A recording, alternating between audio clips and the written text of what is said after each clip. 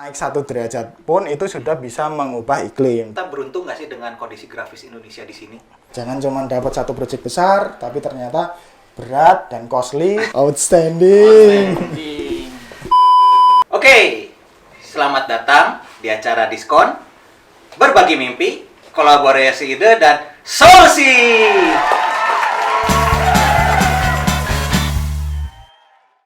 Bersama saya dengan Kevin. Jadi untuk Diskon episode kali ini berada di Diskon Ekstra. Ekstra ilmunya, ekstra manfaatnya. Mantap.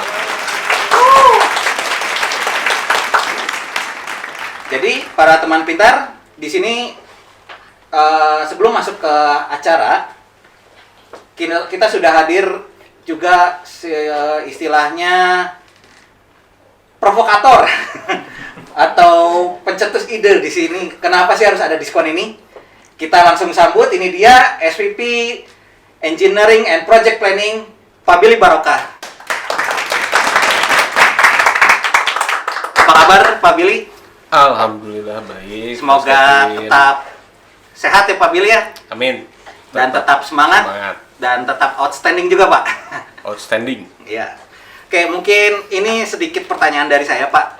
Mungkin bisa dijelaskan kenapa sih atau latar belakang apa sih diadakannya acara diskon ini dan tujuannya untuk apa? Monggo Pak. Oke, jadi cerita dulu ya, mungkin mohon waktunya teman-teman.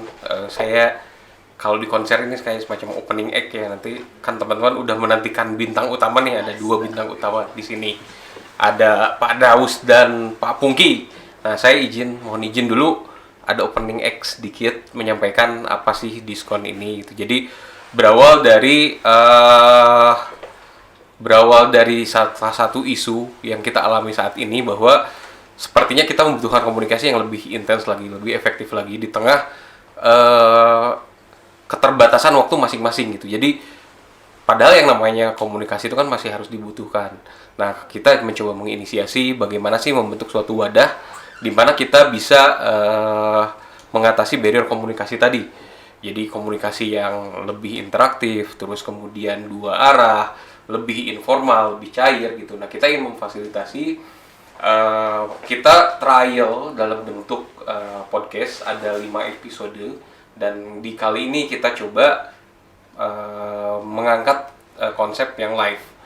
Nah, tujuan utamanya sih lebih ke mewadahi komunikasi di antara kita semua ya, komunikasinya yang lebih cair, lebih informal, dan kita bisa mengangkat isu-isu yang sifatnya tuh aktual tanpa serius-serius amat, tapi kita fokus juga bagaimana selain mendiskus isu, gimana kita brainstorming, menyatukan ide dan solusinya tuh gimana, sehingga apa yang kita bicarakan, misalkan percakapan kita sehari-hari, kita juga ikut terlibat secara interaksi, kolaborasi, kira-kira ide apa sih atau solusi apa yang mungkin bisa jadi salah satu solusi terhadap isu-isu tadi, kira-kira seperti itu. Oh iya, satu lagi Pak Sugeng.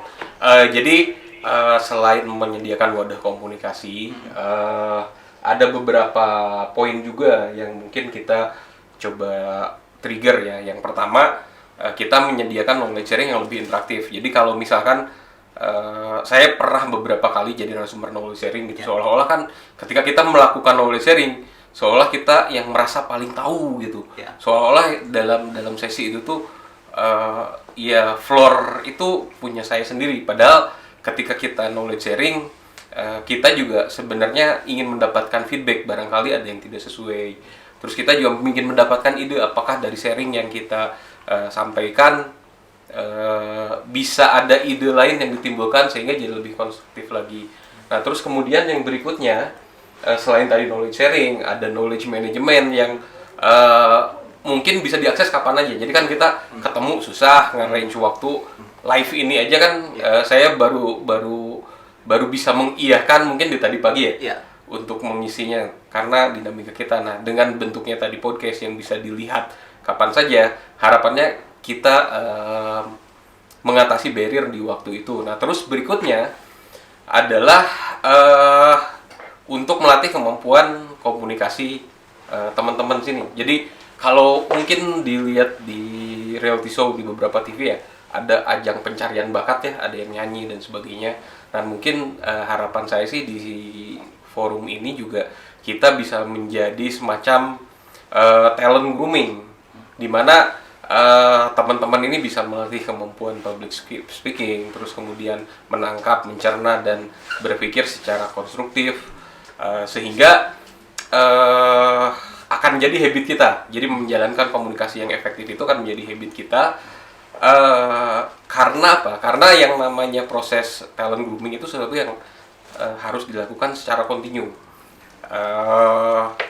Kita nggak perlu menunggu dulu jadi struktural atau memegang jabatan senior tertentu untuk mengasah kemampuan public speaking. Kalau saya mungkin kasih analogi, ketika kita mau menanamkan suatu nilai-nilai tertentu ke anak kita jangan nunggu anak kita gede dulu. Kita harus melatih dari awal anak kita tuh harus ditanamkan nilai kejujuran dan sebagainya.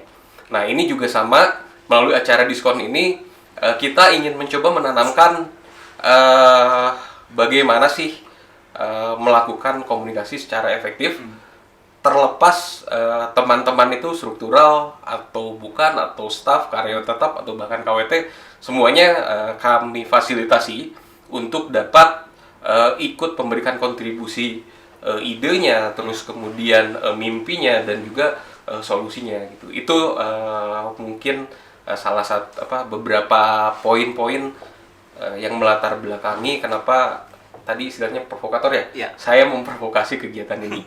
Terima kasih. Oke, baik. Terima kasih Pak penjelasannya.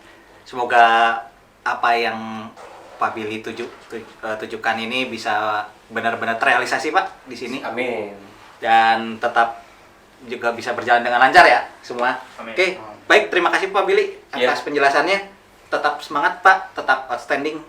Baik, terima kasih juga buat panitia.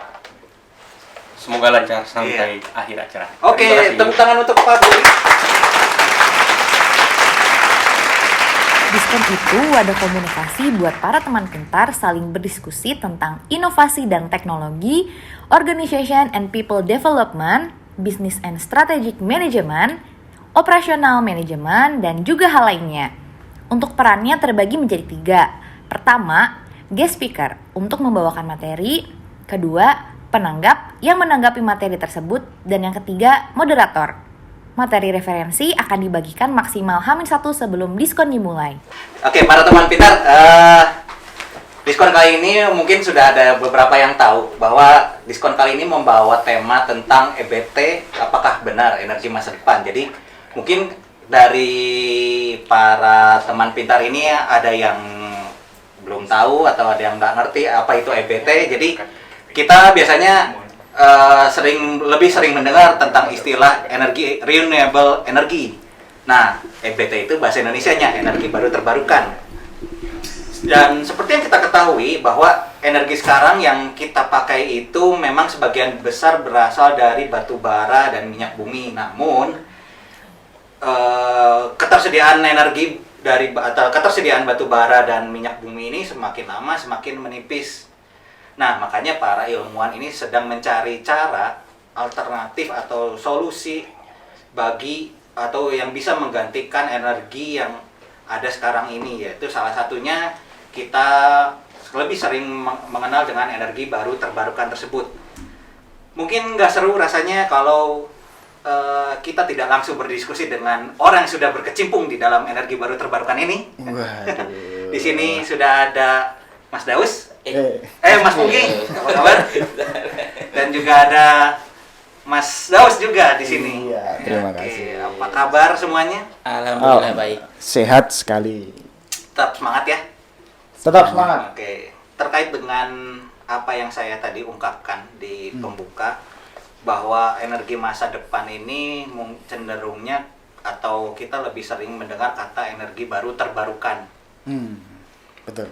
Apakah benar atau apa benar sih EBT atau energi baru terbarukan ini menjadi solusi untuk energi masa depan, dan kalau benar alasan kuatnya itu apa ya kira-kira? Monggo dari Mas Daus dulu.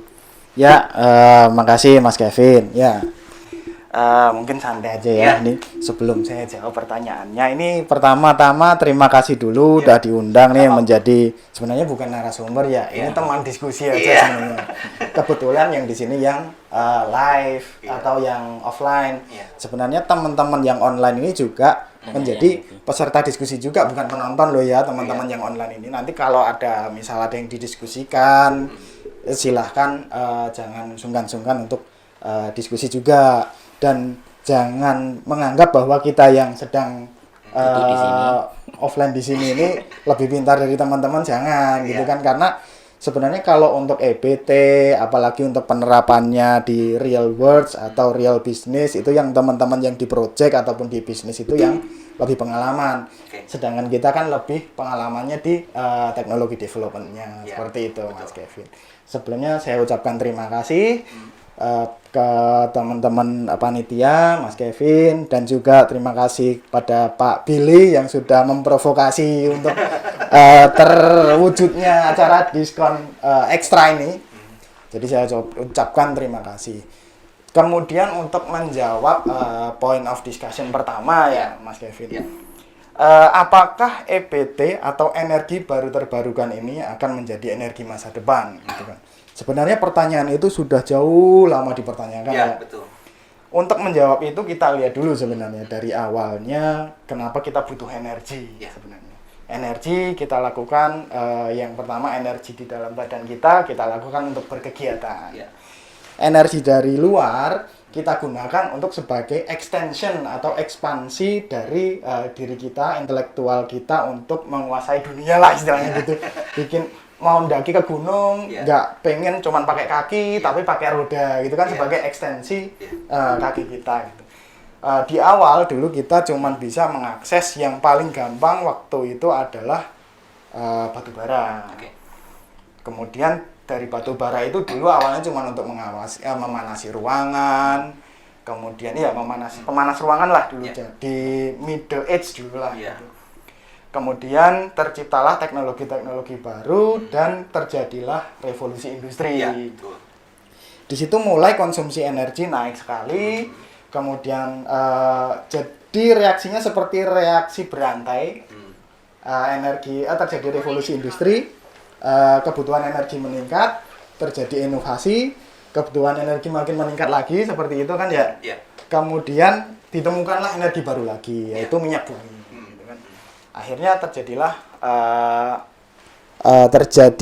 pergeseran pemilihan energi, walaupun masih fossil fuel awalnya batu bara, kemudian minyak bumi, dan kemudian macam-macam energi yang non renewable lagi gitu. Dan itu masih terjadi. Kemudian mulailah terjadi karena saking masifnya dan mendunia worldwide lah istilahnya levelnya kalau kita bicarakan di kata santainya worldwide gitu. Itu efeknya pun juga terjadilah efek worldwide, yaitu peningkatan suhu bumi, di mana naik 1 derajat pun itu sudah bisa mengubah iklim, terjadilah perubahan iklim. Nah, disitulah mulai concern sustainability terhadap kehidupan di planet bumi ini. Disitulah mulai dipertanyakan apakah kita masih bisa sustain sih menggunakan energi yang kita pakai sekarang, yaitu batu bara dan minyak bumi gitu kan ya. Terus kemudian dicarilah alternatif-alternatif yang lain, salah satunya adalah sinar matahari. Kemudian juga yang sebenarnya sebelum sinar matahari itu sudah ada hydro. Energi baru terbarukan paling tua adalah hidro. Sebenarnya dari awal sudah ada hidro. Nah, disitulah mulai dicari. Cuman kalau balik lagi untuk ke pertanyaan apakah energi baru terbarukan ini untuk energi masa depan, kalau jawabannya iya, ada term and condition-nya. Gitu. Kalau kita masih meneruskan pattern konsumsi energi kita terus, energi baru terbarukan tidak akan ngejar, tidak akan bisa menggantikan fossil fuel. Energi baru terbarukan akan bisa menjadi energi masa depan dan menggantikan fossil fuel ketika kita juga lebih efisien dalam melakukan proses tadi, ekstensi dari kemampuan manusia tadi. Misal dulu kan kita itu sudah terjadi sebenarnya. Dulu kita komputer PC 300 watt nih. Dengan kualitas dan kemampuan yang sama, sekarang hanya pakai laptop yang cuma 60 watt, misal kayak gitu. Atau bahkan mungkin bisa pakai tablet yang cuma 20 watt gitu. Itu kan tanpa harus mengubah bentuk energinya, kita sudah bisa saving daya, yaitu adalah konsumsi energi per waktu yang jauh lebih kecil gitu. Jawabannya seperti itu Mas Kevin. Kalau masa depan pasti untuk sustainability kehidupan atau mungkin malah manusia di muka bumi ini tetap EBT, karena yang fossil fuel atau yang non EBT itu pada akhirnya akan habis. Maka dari itulah kita harus memang di masa depan kita harus beralih ke EBT. Seperti itu Mas Kevin. Nah, kira-kira seperti itu. Mungkin dari Mas Pungki ada tambahan atau apa, silakan. Kayaknya sudah semuanya dijelaskan di tema. Kebanyakan ini. Pak Daus ya. Sebenarnya sih emang tadi kalau bicara masa depan tadi kan terkait masa depan hidup kita juga kan. Ya tadi yang sudah disebutkan di dalam Bung Daus ini apa tadi? Terkait efek dampak tadi ya, dampak dari energi fosil yang sekarang ini yang bikin apa? panas bumi apa? Ini bikin apa ya? Permasalahan global. Nah, itu kan salah satunya ya kita mengurangi dampak itu ya, salah satunya sekarang ya mengurangin, bukan mengganti ya kalau sekarang ya, kalau EBT ya masih bisa mungkin mengurangin penggunaan energi yang tadi yang fosil tadi, yang dari fosil. Oke. Berarti di sini tuh saya bisa ambil kesimpulan bahwa mungkin ya salah satu alasan kuatnya adalah tadi salah satu poinnya adalah mengurangi yang namanya kita sudah biasa menyebutnya global warming mungkin ya. Karena kan yang kita tahu kalau minyak bumi dan batu bara itu menghasilkan CO kan, kalau nggak salah, yang artinya nanti dia akan bikin efek rumah kaca tersebut ya. Global warming, betul Mas Kevin. Cuman itu global warming itu hanya simptom sebenarnya, simptom yang akhirnya terjadi dinamika di nature lah di dunia ini berubah. Yang sebenarnya yang lebih concernnya adalah sustainability. Sustainability. Baik, terima kasih. Kalau ini kan sekarang kita berada di bumi tercinta kita, Indonesia. Kalau dilihat dari letak geografis Indonesia kayak gini, itu berapa besar sih potensi EBT yang dihasilkan di Indonesia ini? Monggo, mungkin tadi sudah Mas Daus, sekarang Mas Pungki duluan yang jawab. Saya ya. Terkait apa tadi? Ini resource potensinya di Indonesia ya. Kalau itu sih saya jawabnya dengan data aja ya. Dari data Kementerian SDM itu udah ada beberapa potensi untuk EBT itu dari panas bumi, terus dari ombak juga di lautan, bisa juga dari bioenergi, angin, bayu, terus sinar matahari, surya, sama hidro. Nah, kalau di data dari SDM itu sekitar kalau pernah dihitung ya, diestimasi itu ada sekitar potensinya ada 417 gigawatt total. Cuma sekarang masih termanfaatkan sekitar 2,5%-nya. Jadi masih 10% yang paling tinggi di antara tadi yang dimanfaatkan sih masih di sisi hidro sih. Kan hidro kan kita bicara PLTA kan tadi seperti dibilang Pak Daus tadi kan. PLTA kan udah lama seharusnya. Kalau benar itu kan air kan juga dari termasuk energi terbarukan. Terus yang kedua berikutnya dari ini panas bumi. Terus surya juga sih. Oke. Siap. Ada. Mungkin ada tanggapan lain dari Mas Daus? Ya, Mas Kevin, mungkin kalau data tadi sudah disebutkan Mas Pungki, dari SDM sekitar 400-an lah gigawatt. Yang sudah terrealisasi dari 400 gigawatt itu cuman 10 giga, sekitar 2% lah.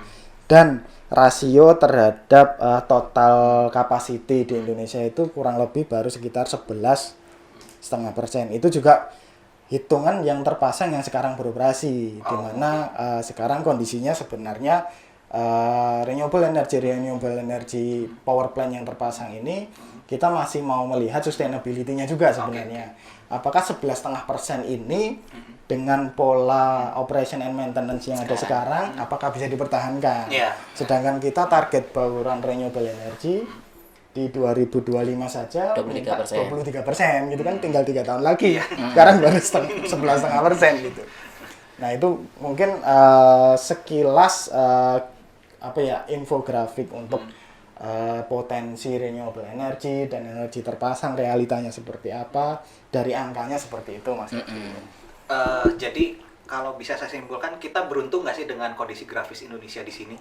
Kalau kondisi grafis Indonesia sebenarnya sih beruntung, Mas. Sebenarnya sangat beruntung karena Indonesia benar Mas Pungki. Indonesia itu kaya banyak sekali macam-macam renewable energy. Betul.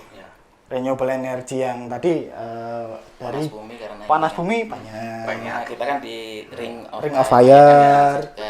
Betul. Terus katulistiwa efeknya ya ke surya.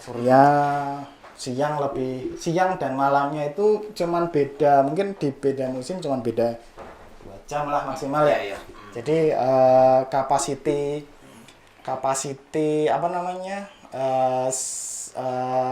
intensitas mataharinya lebih stabil lah untuk selama 1 tahunnya gitu. Kemudian juga air juga banyak. Kelemahannya adalah Indonesia ini adalah sebenarnya bukan kelemahan, tapi di sini saya sebut kelemahan dulu untuk sistem yang sekarang ya. Sistem yang sekarang ini centralized dan not so interconnected. Nah, gitu lah ya. Itu kelemahannya kita adalah kepulauan. Gitu. Kepulauan. Nah, disinilah mulai muncul pencarian solusi teknologi yang bisa justru memanfaatkan antar pulau itu gitu. Justru itu kita jadikan kelebihan gitu. Jadi kalau tadi kan sedikit kembali ke belakang, tadi saya dengar kita itu masih sekitar 11,5 lah kira-kira ya. 11,5% ya. More or less lah. Iya. Pemanfaatannya dan juga kalau tadi kita lihat kayak energi yang paling banyak digunakan tuh sekarang di hydro ya, di air ya. Kalau misalnya dari sisi istilahnya gini, kan kita juga di land ini juga ikut menyumbang untuk membuat produk yang bisa menghasilkan renewable energy, salah satunya ya tadi solar panel ya, kalau nggak salah itu. Dan kira-kira kalau ditanya apakah land ini bisa nggak sih expand atau bisa membuat produk-produk di luar solar panel tersebut, atau tantangannya seperti apa sih untuk di kita ini di dalam land ini? Monggo dari siapa? Dari Mas Pungki dulu. Monggo. Mic-nya. Oke. Tantangan untuk ini ya bikin bikin produk renewable untuk ya melihat dulu dari kompetensi dan kapabilitas land sendiri ya. Karena land kan punya kapabilitas untuk dapat produk elektronik ya. Kebetulan sekali beberapa EBT termasuk surya, energi surya, terus energi angin. Itu kan ada kaitannya dengan produk power elektronik juga. Jadi sebenarnya secara kapabilitas sih, apalagi kita ini juga tergabung di tim product development untuk aplikasi energi terbarukan, khususnya masih di PLTS. Terutama kita develop inverter. Tadi yang disebutkan sama Mas Kevin tadi kan solar panel ya, itu memang sudah sejak land sebelum jadi land juga ini udah ada diteliti udah ada dilakukan penelitian terkait itu, dan baru di 90-an tuh kita bikin produk solar panelnya. Untuk bicara kapabilitas tadi sih ya land memungkinkan sekali sih ya, tapi ya tidak menutup kemungkinan juga kita harus melihat juga di negara-negara lain juga udah mulai lebih dulu sebenarnya. Lebih dulu, terutama bahkan waktu saya masuk pun di land sendiri kita tergabung di tim pengembangan produk inverter sendiri. Ini kita bicara inverter dulu ya, inverter untuk PLTS. itu Thailand pun udah jadi market leader ya di situ waktu itu ya, dengan produk inverternya sih. Nah di situ kita juga ditantang, Thailand bisa, akhirnya kita disuruh ditantang untuk bikin inverter ini. Dengan segala karena, dan ada dari teman-teman proyek ada beberapa keluhan kalau kita pakai produk dari luar, ya tadi kalau ada maintenance-nya agak susah, terus ada biaya manggil expertnya dari sana lumayan besar juga. Seperti itu sih tantangan LEM sih. Dengan kapabilitas sekarang ini sih sebenarnya pengalaman dan sebelumnya sih seharusnya bisa sih. Bisa ya. Oke. Mungkin ada tanggapan lain dari Mas Daus? Ya, makasih Mas Kevin. Kalau di mana LEN bisa masuk untuk renewable energy ya? Ya. Ini kalau kita secara umum dulu ya, Ya. belum melihat strategi LEN ke depan, karena kita kan sekarang dalam rangka transformasi menjadi Defense ID ya. Betul. Transisi di 2024 ini fully Defense ID, di mana kita akan lebih banyak berbisnis di defense. Walaupun di defense sebenarnya kita masih bisa di renewable energy, terutama untuk menyediakan renewable energy Di source perbatasan. di perbatasan seperti proyek-proyek yang kita kejar sekarang ya Mas. PAMTAS seperti itu kan, itu kita juga masih bisa masuk di situ. Kita bisa develop produk core-nya bisa, misal power converternya, inverter itu adalah dari DC ke AC-nya, kemudian juga untuk level shifternya lah itu DC to DC-nya, seperti itu bisa, atau mungkin di sistem Integrator. informasi untuk energy manajemennya gitu, monitoringnya dan lain-lain, dimana nanti kalau misal ya data per poinnya itu kita anggap seperti suatu sel, kita gabungkan data itu dan kita olah menjadi suatu virtual generation, kayak virtual generator tapi gede gitu, walaupun sebenarnya terdiri dari generator-generator kecil gitu, dan kita untuk melakukan billing ke usernya mungkin lebih mudah seperti itu. Itu teknologi-teknologi yang mungkin kita bisa berkecimpung di depannya. Jadi yang pertama adalah core teknologinya di konverternya, yang kedua adalah sistem informasinya, yang ketiga adalah layer di atasnya mungkin pengolahan informasinya dalam melakukan bisnis transaksi energinya gitu. Itu yang mengingat kita sebagai Defense ID ke depan. Kalau untuk yang kita secara umum sebagai electronic company atau teknologi company itu bisa lebih luas lagi gitu. Selain inverter, monitoring itu bisa sampai ke data processingnya tadi, kemudian dan untuk konversi dari sinar matahari ke listriknya tadi solar panel yang sudah kita lakukan sekarang ini masih bisa dikontinukan dan masih banyak lagi lah sebenarnya. Ya sebenarnya bisa masuk dari sisi dari luarnya sebagai sistem integrator sampai ke kita develop produk juga ya. Betul. Yang luas sekali sih. Iya. Oke, berarti mantap nih jawabannya. Iya, tentu saja dengan melihat Iya. mana yang sesuai dengan strategi sekarang dan juga mana yang sustainable dan mana yang bisa membuat LEN ini grow ke depannya. Jangan cuma dapat satu proyek besar tapi ternyata berat dan costly, ternyata malah istilahnya kontraproduktif lah kita sebutnya. Tapi kecil-kecil nggak apa-apa, tapi growing gitu. Kalau bisa seperti itu, growing dan sustain seperti itu. Oke, baik. Artinya kalau jadi di kesimpulan itu kira-kira tantangan atau challenge apa sih yang untuk LEN gitu terhadap EBT ini menurut dari Mas Daus atau Mas Pungki? Ya, enggak Mas Pungki, mungkin saya nambahin aja. Challenge untuk EBT ya. Iya. Pertama challenge-nya dilihat dari challenge-nya kan udah kita biasanya kan kita lihat forecast-nya dulu ya ke depannya. Udah pastinya pemerintah udah mencanangkan tadi tuh target bauran energi untuk EBT sendiri, targetnya tahun 2025 itu 23%. 2050 berapa ya lupa saya. Nah itu kan udah kelihatan tuh. Ya. Pemerintah sendiri udah mau ada arah ke sana. Berarti kan nanti bakal diikutin dengan proyek-proyek yang itu kan untuk EBT ya. Terus tadi data terkait pemanfaatan EBT sendiri masih rendah. apalagi di Surya juga yang sebenarnya di Lean Incorporated ini kita juga udah sustain ya di bisnis, udah bergerak di bisnis energi surya ini kan. Sebenarnya sih potensinya lumayan besar, cuma karena potensinya besar juga otomatis bukan land doang yang melirik kan.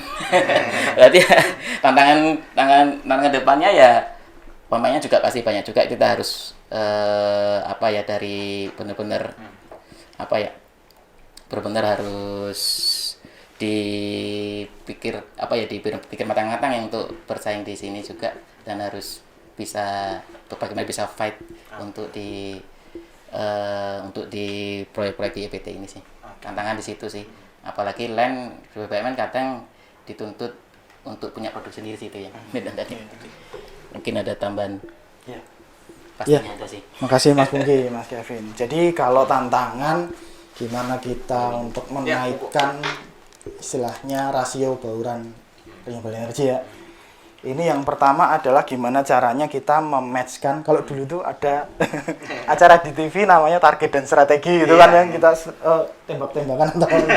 Nah ini saya barusan ingat, jadi matching antara target dan strategi untuk mencapai target itu. Kita targetnya biasanya kalau dari pemerintah memang optimis gitu ya, 2025 23%.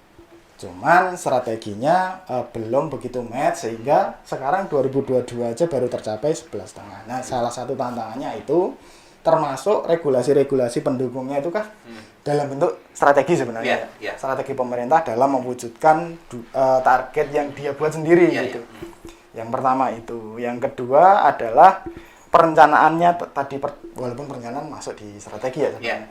Perencanaan yang sesuai dengan target. Itu yang harusnya disepakati juga, bahwa jangan kagetan. Jangan kagetan dan jangan silau dengan negara lain. Kita kan mungkin menentukan target tinggi-tinggi itu karena silau dengan tetangga lain, mereka menargetkan sekian persen di tahun sekian gitu kan. Akhirnya target itu diwujudkan dalam bentuk target di EBTKL lah misal. Akhirnya pelaksananya juga kelabakan juga untuk mengikutinya. Akhirnya pasar juga dibuka sebesar-besarnya tanpa monitoring yang ketat. Akhirnya produk-produk yang dari luar yang mungkin kualitasnya belum terlalu terpantau itu juga masuk gitu, yang akhirnya akan menimbulkan implementasi project yang kurang sustainable. Dan di mana akhirnya banyak seperti kasus-kasus di mana PLTS off grid yang terbengkalai, terpasang pas BAST itu jalan, kemudian hanya jalan setahun rusak. Itu juga banyak. Itu mungkin karena waktu itu mismatch antara perencanaan dan target, atau target dan strategi mismatch lah kita sebutnya gitu. Yang berikutnya adalah penguasaan. Penguasaan renewable energy itu sendiri. Itu juga terkait dengan target yang terlalu tinggi, akhirnya kita terpaksa harus memenuhi tanpa harus menguasai. Akhirnya apa? Beli gitu aja sih. Intinya kalau beli ya costly gitu. Dimana sebenarnya kalau kita bisa merencanakan peningkatan bauran energi renewable energy inline dengan penguasaan manufacturing teknologi pendukungnya, inline dengan penguasaan teknologi pendukungnya, itu kita inline dengan pemeliharaannya, benar Mas Pungki, itu kalau inline semua, walaupun slow tadi yang seperti yang bisnis juga, walaupun slow tapi akan lebih sustain gitu, dan kita juga bisa lebih mandiri seperti itu. Itu tadi sih. Oke. Baik, terima kasih jawabannya. Sama-sama. Sangat mantap sekali, sangat outstanding sekali jawabannya. Outstanding. Oke, mungkin tidak seru rasanya kalau kita tidak langsung, atau mungkin ada pertanyaan dari para teman pintar yang ada di live Zoom. Mungkin silakan bagi para teman pintar yang ingin bertanya, silakan menggunakan fitur raise hand. Nanti ketika saya atau dari operator itu unmute, nanti saya akan coba pancing dengan menanyakan atau mengucapkan diskon ekstra, nanti kalian akan menjawab ekstra ilmunya, ekstra manfaatnya, seperti itu. Iya, jadi kayak Oke, mungkin Gitu ya. silakan yang ingin bertanya bisa menggunakan fitur raise hand.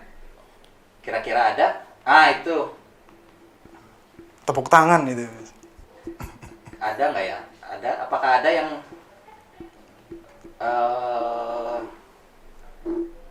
ingin bertanya? waduh.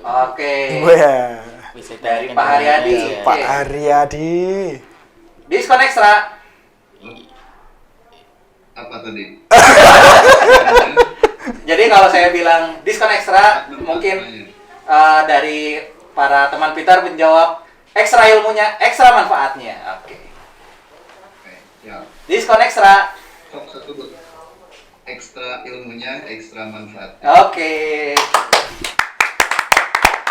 Terima kasih. Silakan Pak Haryadi jika ingin bertanya kepada narasumber kita. Baik. Mau nanya ya. Kalau misalkan rumah kita mau masang EBT nih, paling gampang listriknya misalkan 2200. Masih visible nggak sih untuk kondisi sekarang?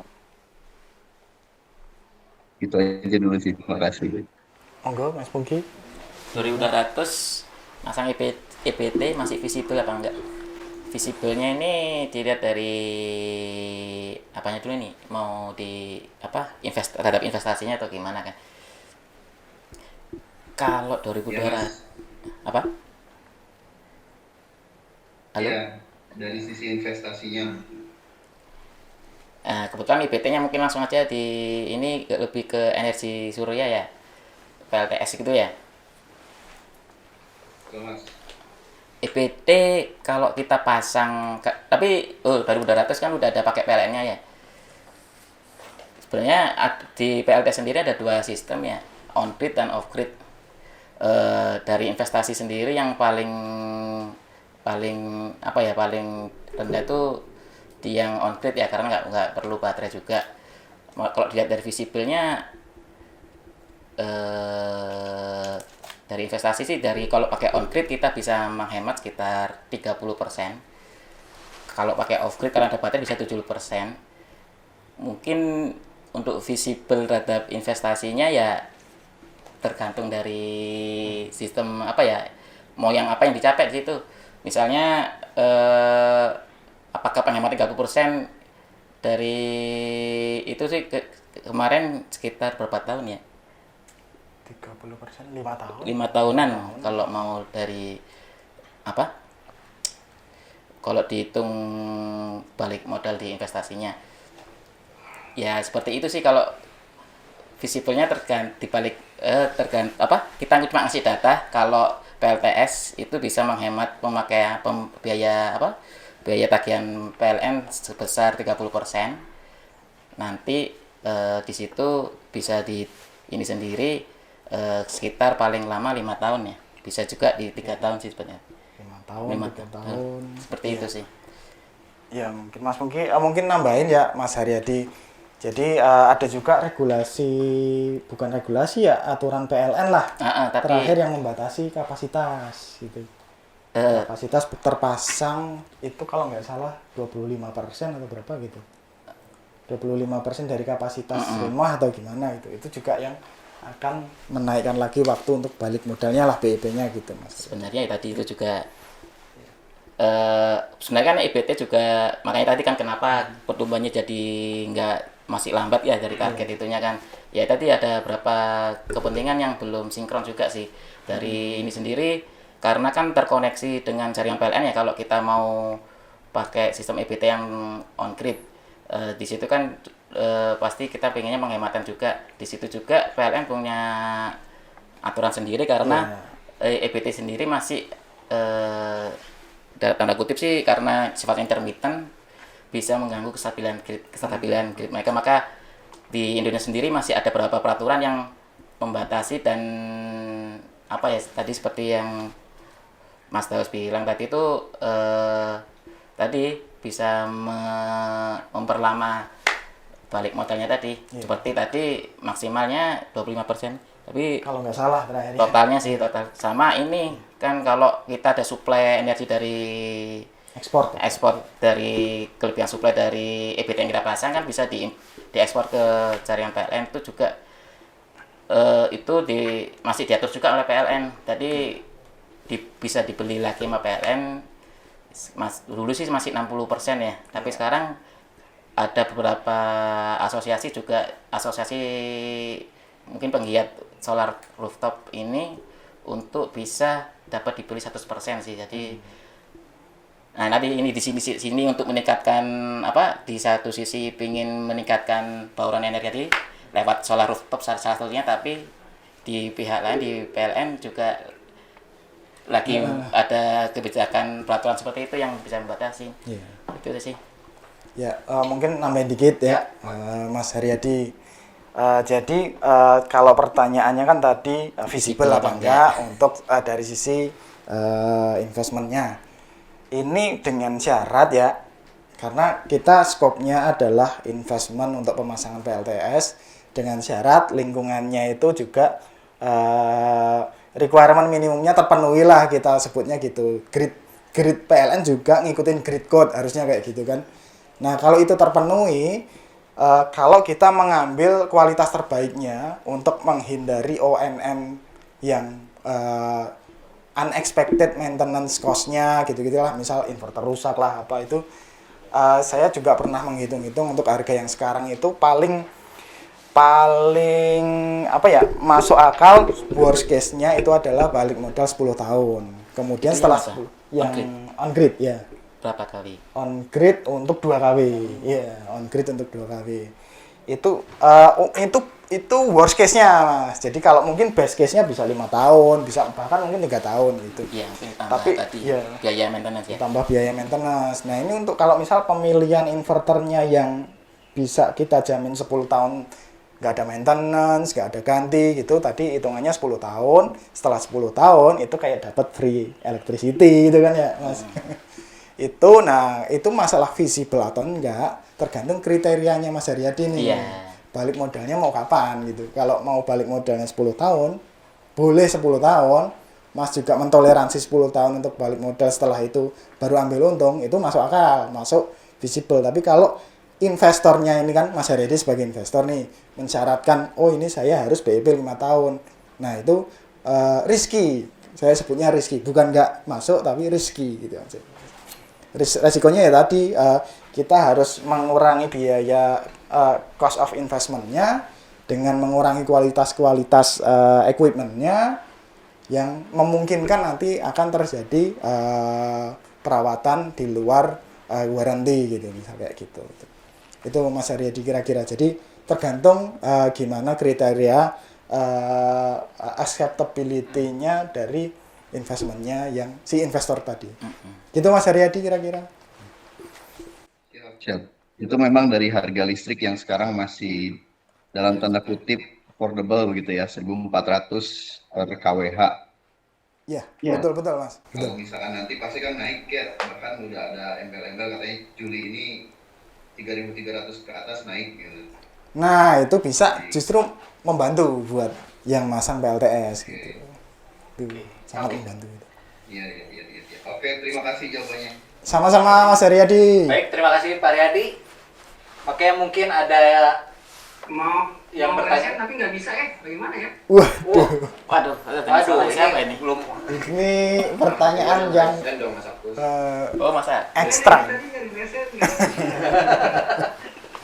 Oke, silakan siapa yang ingin bertanya? Oke, Mas Ilmi silakan. Diskon ekstra? Tadi apa lupa? Di chat ada di chat. Oh ya, ulang lagi Kang Kevin. Oke, diskon ekstra. Ekstra ilmunya, ekstra manfaatnya. Oke. Terima kasih ya. Silakan langsung bisa bertanya. Baik, terima kasih. Ini pertanyaan dari saya nih. Seneng banget dengerin Master Firdaus dan Master Pungki ini, senior-senior saya. Si Bachelor. mau tanya, tadi kan kalau tadi judul kan memang energi terbarukan, tapi tadi ada satu kata yang sangat saya suka dari Mas Daus tadi tentang sustainable energy. Jadi bukan sekedar energi terbarukan gitu. Kalau kita bicara sustainable energy itu, ini mohon maaf ini saya kurang begitu paham juga ya. Sustainable energy itu apakah kita tetap memasukkan energi-energi fosil itu ke dalam yang disebut sustainable energy, tetapi kita menggunakannya dengan cara yang lebih bijak atau seperti apa? Karena begini, karena suka atau tidak suka, sebenarnya kebanyakan renewable energy source yang kita punya sekarang itu memiliki dampak lingkungan yang tidak kecil juga. Contoh yang paling banyak dimanfaatkan adalah pembangkit listrik tenaga air. Ketika kita membendung sungai menjadi bendungan, itu ada dampak lingkungan yang cukup besar karena kita membatasi jalan ikan ya. Ikan nggak bisa naik lagi ke atas bendungan, padahal mungkin dia biasanya keliling-keliling gitu kan. Yang contoh terbesarnya itu kan kalau di luar negeri ada salmon tuh nggak bisa kembali ke hulu sungai karena ada bendungan-bendungan itu ya kan, makanya harus ada segala macam. Terus contoh lagi misalkan renewable energy yang kita punya solar gitu kan, solar tuh memang secara ini kita bukan renewable ya, sustain juga ya, karena nggak renewable kalau mataharinya mati ya kita nggak dapat energi kan. Dan kalau mataharinya udah mati kita nggak bisa renew matahari lagi kan. Jadi kalau itu menurut saya sih nggak renewable. Nah, dari situ dari situ kan kita lihat selain tadi dampaknya juga ada. Kalau solar ada dampak karena biasanya PV sistem itu perlu baterai untuk stabilizer. Mohon dikoreksi loh Mas kalau saya salah. Benar. Nah, kita butuh PV, kita butuh baterai untuk stabilizer karena PV itu sangat tergantung dengan intensitas cahaya matahari yang kalau di Indonesia dia berubah-ubah gitu kan. Belum lagi terkait biaya dan lain-lain. Jadi kalau kita mengarah hanya ke renewable energy, maka itu akan sangat berat baik dari sisi dampak lingkungan yang lain dan juga biaya gitu kan. Atau juga yang kemarin ada sempat bombastis adalah biofuel. Nah, biofuel ketika kita mengambil biofuel itu yang terdampak adalah pangan. Mobilnya jalan, orangnya lapar gitu kan. Nah, apakah sebenarnya konsep sustainable energy yang harus kita adopt gitu ya, yang bijak, karena kalau kita hanya bergerak di satu sisi gitu, kita hanya pokoknya renewable energy yang clean, tapi duitnya nggak ada dan lain-lain gitu kan, ada efeknya juga. Apakah kita harus berjalan bersamaan gitu, atau dengan kata lain yang disebutkan Mas Daus tadi lebih bijak dalam menggunakan energi? Terima kasih Mas. Ya, terima kasih Mas Hilmi. Ini Saya menarik dulu. sekali nih pertanyaannya dan cukup. Sabar. Gimana? Soalnya mirip sama Ilmi sebenarnya. Oke. Sama Ilmi sih. Oke. Cuma yang ini saya sebut gitu. Jadi, punten ya Mi, saya potong punten ya Mas Daus atau Pak Pungki. Soalnya pengen pulang. Oh ya. Kita record dulu pertanyaannya. Jadi, terkait sustainable energy juga sih. Ada satu kayaknya kalau menurut saya pribadi sih sustainable itu bukan cuma mengandalkan EBT aja ya, tapi termasuk yang fosil, termasuk yang paling berhubungan sama saya. Kalau ingat saya dari mana, maka itu menurut saya jadi hal yang memang harus diperhatikan ya. Jadi nggak cuma ngomongin EBT, nggak cuma ngomongin batu bara, tapi juga ngomongin nuklir. Nah, kalau kita di Eropa ya, di beberapa yang saya pernah ke sana sih ya, solar sendiri kayaknya banyak dipakainya justru di desa ya. Makanya saya sempat kepikiran, nggak tahu saya sempat ngomong sama Pak Pungki atau enggak, bahwa kayaknya kalau yang renewable atau yang EBT itu cocoknya di tempat yang memang belum diakses PLN mungkin loh ya, karena kayaknya itu akan lebih mudah lah buat mereka. Nah, untuk di Jawa sendiri maka nuklir adalah jawaban terbaik untuk saat ini. Karena menurut saya kayaknya efisiensi nuklir itu masih yang paling baik dibanding yang lain ya. Menurut saya ya, ini sebagai lulusan teknik nuklir, ya ini kalau ngomongin sustainable energy, kayaknya memang seharusnya ada satu PLTN lah di Pulau Jawa. Menurut saya sih.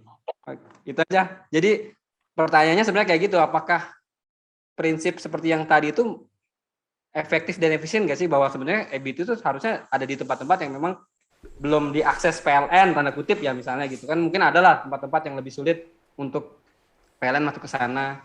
Atau sebenarnya di kota pun harusnya EBT juga masih efisien dan efektif juga. Itu Pak Pungki, Pak Daus, terima kasih atas jawabannya dan mohon maaf telah Oke. Oke, Mas Agus, Terima mirip-mirip kasih. lah ya, walaupun dipotong tentang sustainable energy. Cuman memang kita mungkin ya saya juga belum begitu menguasai ya apa bedanya sustainable energy, apa renewable energy. Yang saya tahu renewable energy itu yang sumbernya nggak habis-habis. Walaupun tadi dipertanyakan kalau mataharinya habis, ya nggak ada PLTS gitu. Iya. Cuman kalau mataharinya habis, ya kita juga nggak hidup, sama aja kan. Jadi ya sudahlah, anggap aja pas mataharinya masih ada, kita masih hidup, matahari habis, kita juga mati gitu aja lah, gitu lah. Kemudian masalah sustainable energy, saya juga belum menguasai, cuman personally menurut saya adalah sustainable energy itu adalah sumber energi yang bisa kita manfaatkan inline dengan perkembangan bangsa kita lah, manusia, yang membuat kita juga sustain lah, namanya kayak sustain. Dan energinya juga bisa kita gunakan selama waktu yang kita toleransi. Misal tadi kan bisa juga non renewable energy bisa kita anggap sustainable dengan penggunaan yang lebih bijak, sehingga bisa kita pakai lebih lama. Misal batu bara kita pakai gasifikasi, jadi bisa dipakai lebih efisien dan lebih lama gitu ya. Itu baru pendapat pribadi ya Mas, belum tentu benar apa enggak gitu. Mungkin Kalau sustainable energy gitu. Mungkin Mas Pungki mau nambahin ya. saya sedikit nambahin ya. Iya. Begini, Master Ilmi. Mungkin seperti yang saya tadi ya, yang sempat saya bilang di awal tadi, EBT apakah di masa depan, mungkin lebih fokus ke masa depannya, yaitu terkait kehidupan manusia ya. Yang tadi sudah disebutkan juga, kalau fosil kan ada efek di penghasil karbon ya, dan nanti efeknya ke pemanasan global. Sempat menarik juga, sempat berapa kemarin baca artikel juga, salah satu jadi acuannya itu nilai karbon.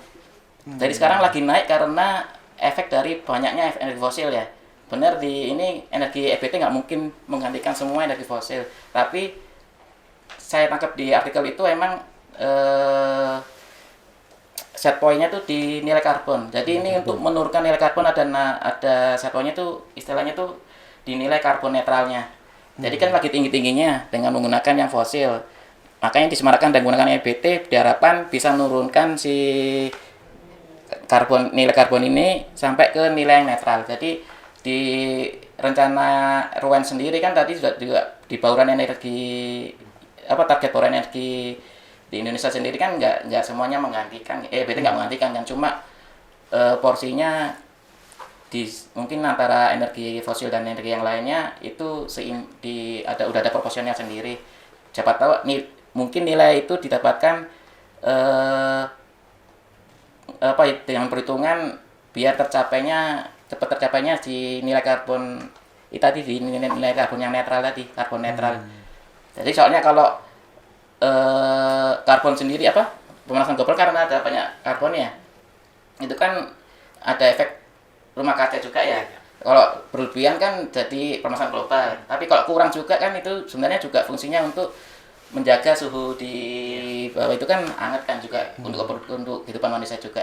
Seperti itu sih mungkin dari sudut pandang yang pernah artikel yang kemarin saya baca.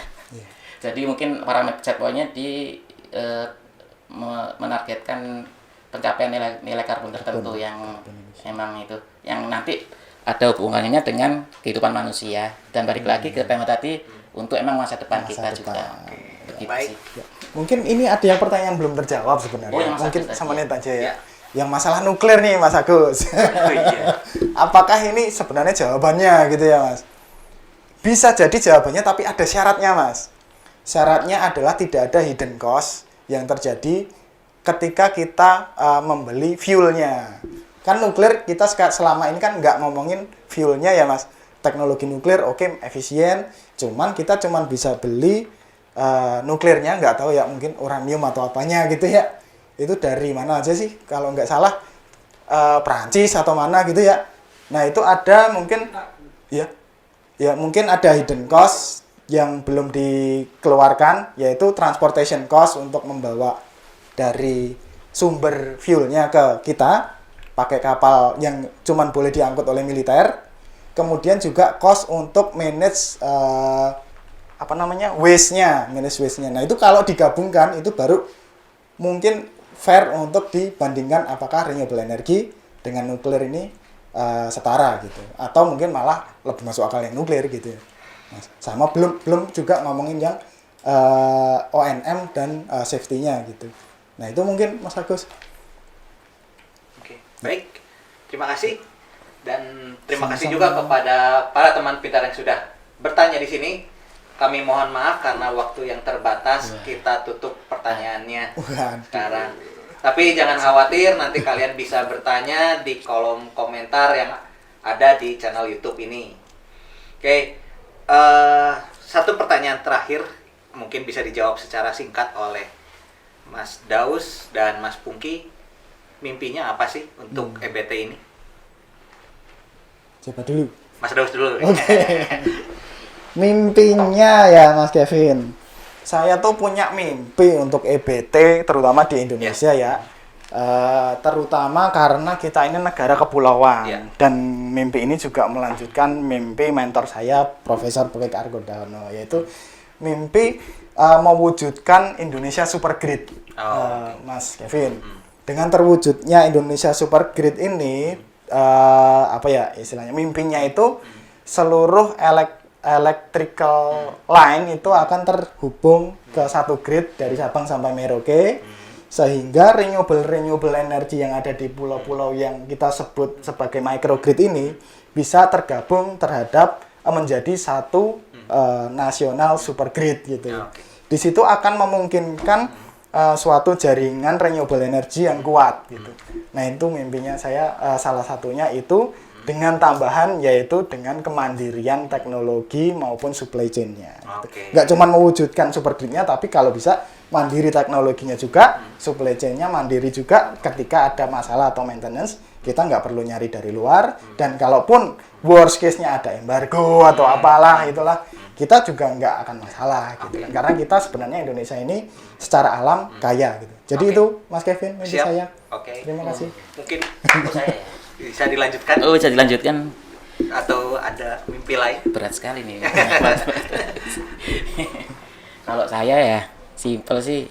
Yang seperti tema yang disebutkan kan EBT kan memang untuk masa depan ya. Terus potensi tadi udah banyak juga. Dan berarti untuk land sendiri kan juga ada potensi untuk mengarah ke bisnis ke sana. Dengan potensi ini juga mungkin secara umum Indonesia atau secara khusus land ini ya kita ikut berpartisipasi sampai bukan sebagai pemakai aja, mungkin sebagai ikut juga berpartisipasi juga bukan sebagai pemakai tapi apa istilahnya ya,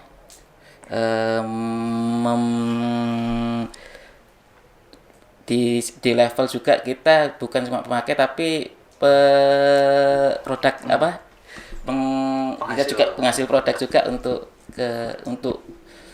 untuk solusi EBT ini, karena potensi tadi secara geografis juga ini untuk masa depan juga emang ini ya, mudah-mudahan kita umumnya Indonesia juga bukan cuma pemakai doang, tapi sampai level kita juga mengembangkan produk juga untuk EBT ini. Luar biasa. Kita berikan apresiasi kepada Mas Daus dan Mas Pungki. Sekali lagi saya ucapkan terima kasih kepada Mas Daus dan Mas Pungki sudah hadir di sini. Dan saya ingin mengajak bagi para teman pintar yang tertarik menjadi narasumber seperti Mas Daus atau Mas Pungki, kalian bisa mendaftarkan diri kalian di kolom chat yang atau bisa mengunjungi situs atau link yang ada di kolom chat Zoom sekarang ini, dan juga dan teman pintar juga bisa mengakses link atau YouTube channel Diskusi Konstruktif yang linknya juga ada di kolom chat Zoom.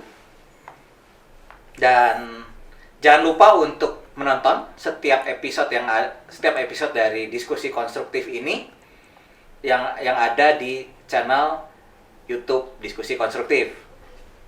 Akhir kata, sampai di sini pertemuan atau diskusi kita kali ini. Sampai berjumpa kembali di episode selanjutnya. Tetap semangat, tetap outstanding, tetap di diskon, berbagi mimpi, kolaborasi ide, dan solusi.